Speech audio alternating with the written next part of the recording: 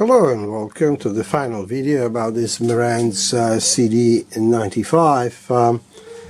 Some of you who subscribe to my channel would have known that I worked on it before, and this was the unit that a friend of mine from Melbourne, a great collector,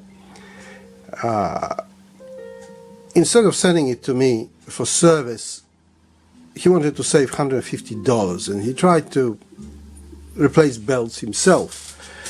Not only did he stretch that spring there's a spring on the steel lines that around the drawer, but he was working on a live machine, and he only told me that 2 days ago. He dropped something into the display there and that just blew the chip. So I spent a couple of days working on it and searching and reading forums, and I found out that that this is a chip that is still available, but it needs to be programmed, and of course, you know, player being so old, Marantz will never supply that in any way. This was then part of Philips, and now it isn't, so all that info is lost.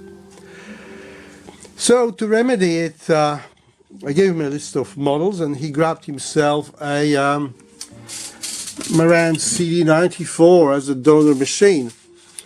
He paid $400 including shipping from Japan, which is not bad, given that that it has a TDA-1541 single crown chip, and that is now $300. This one's got two of them, but the other one is still all right.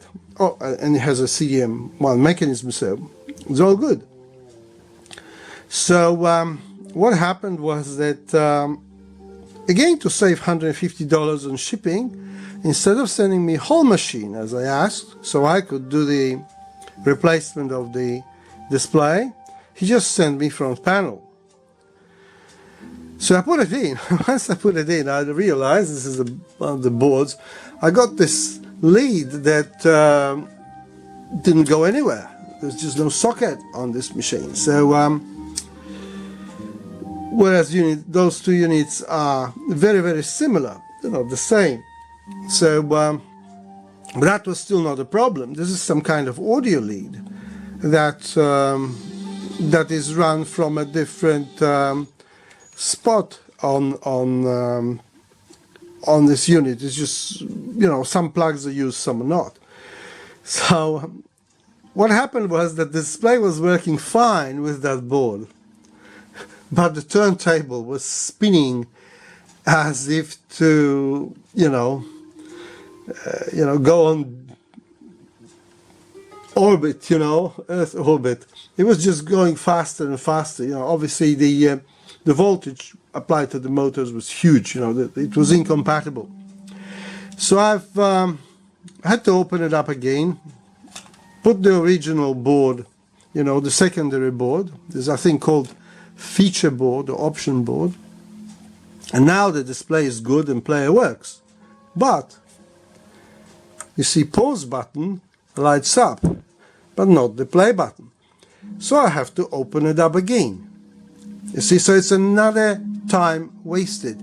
If I had a whole player, not only I would save it for him, I would have noticed that and replaced that globe at the same time.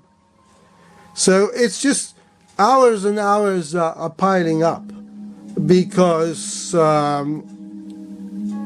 he wants to save on shipping, you know. Okay, he saved probably $250 on shipping, but it cost me like 3 days of work, which is a hell of a lot more than that. Other than that, he's a nice guy, very helpful and everything else.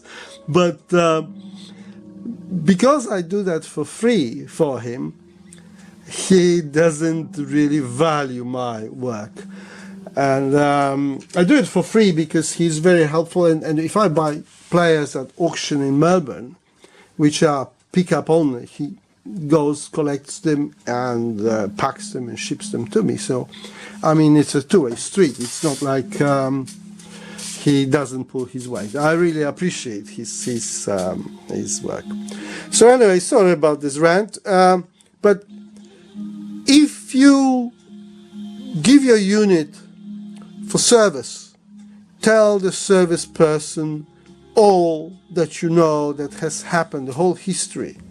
You know, even if you've done something stupid, if you put the water, you know, pour the water into it, tell him. Because he might fix it, he will find a fault, but he will not clean it and it will corrode. You know, it's always better to tell him, even if it's something that you're not proud of. Well, that's all, and until the next one. Sorry about this.